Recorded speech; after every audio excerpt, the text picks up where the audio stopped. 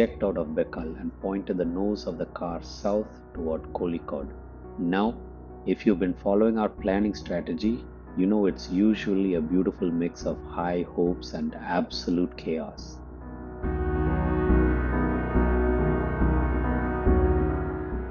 This leg was no different. We needed a one-night stopgap stay to keep the wheels moving, and that's how we stumbled upon our next base.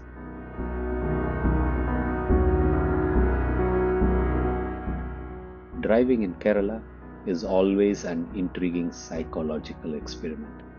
The road space is tight, the traffic is brave, and the navigation system likes to choose violence.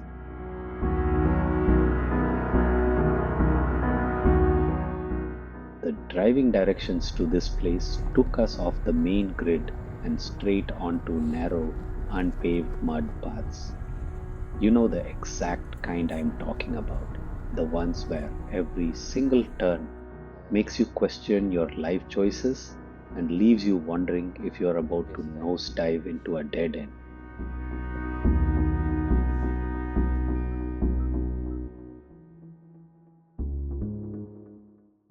But then the mud path cleared and we arrived at our destination. It is a stunning, beautifully architected bungalow sitting right next to a rustic fisherman's hamlet.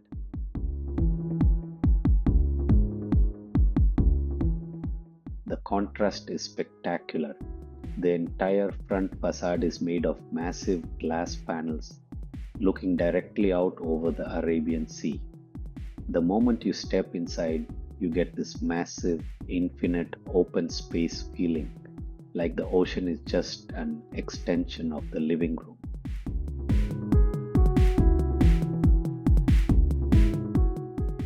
What really caught my eye though was the interior. You can tell the owners have carefully curated the decor from their own travels. Every little corner has a story. But for us, the undisputed winners were two tiny ceramic maritime figures sitting quietly on a ledge.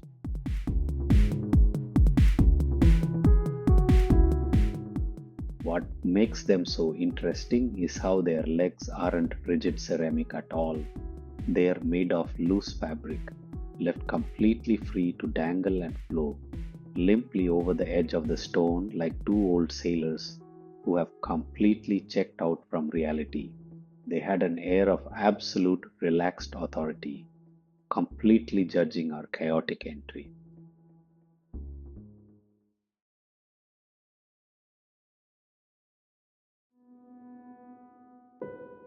Now, if you remember our last chapter, we aggressively tested our action camera's waterproof seals in the ocean waves.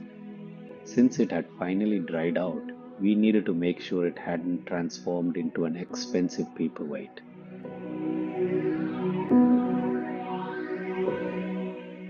We set it up on the massive balcony in time-lapse mode for a quick few seconds of the scenic sunset. The verdict, see, it actually still works.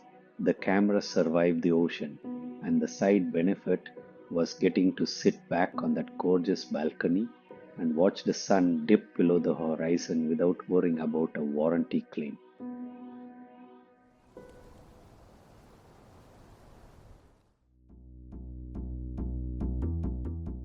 But reality always calls.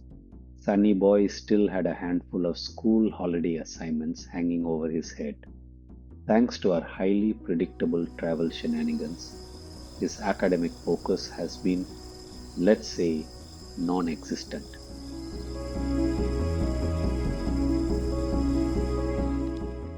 So, we decided to try the Ostrich Protocol, put our heads in the sand, block out the world, and completely concentrate. We promised each other 5 minutes of uninterrupted, pure focus.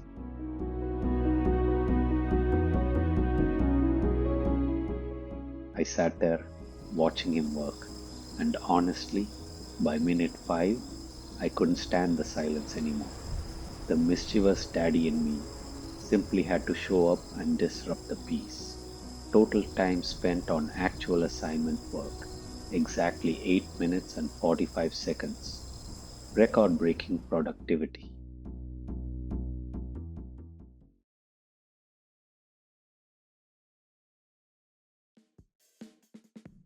We woke up early to catch the morning breeze. My son walked up to the massive French doors, gave them a push, and nothing.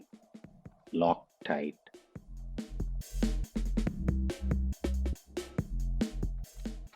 So, what do? You adapt. The footage drops you straight into the action. My son crawling across the long granite kitchen top.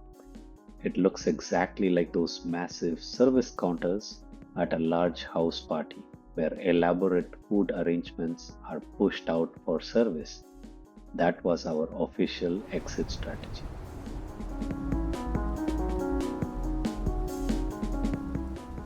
In a luxury bungalow like this, you're supposed to maintain that high end restaurant dignity, but for us, nothing comes between us and what we set out to enjoy together.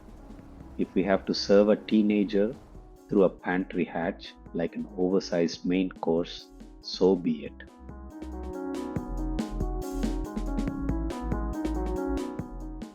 We soaked in the breeze, captured our favorite signature shot from behind as he looked out at the sea, and packed up to check out for the next day in this series.